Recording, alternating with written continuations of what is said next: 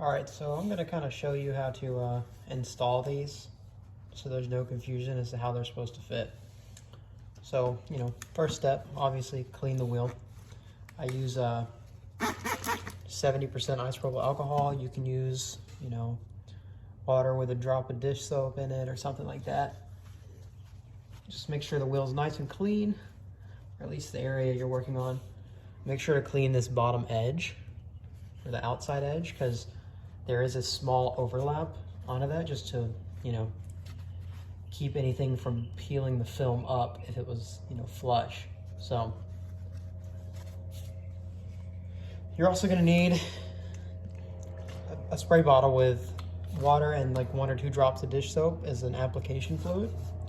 So what I do is you just, once it's clean, soak down the spoke, and then you'll get one of your pieces,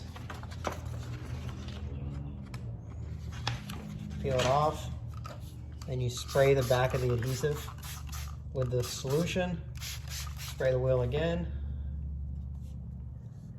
And I'll try to do this without getting too much in the way, but you're just gonna kind of lay it down, and it's gonna have a small overlap on just over the whole thing. Maybe like 2 or 3 millimeters. It's not a lot, but if you don't have that overlap, it's not gonna fit right. But, I say do a wet install because you're gonna have to move it around some to get it in the right spot. So yeah, once it's down, just make sure it's nice and flat. If you have a squeegee, you can use that. Maybe wrap it in a towel or something, but I have one with a buffer. So I just kind of gently squeegee it. You spray the surface again so you can glide across it easier. Then if you have a heat gun handy, that can help to get this edge down.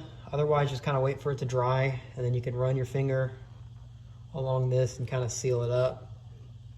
Heat gun or a hair dryer will definitely help though. But yeah, pretty easy. Looks good.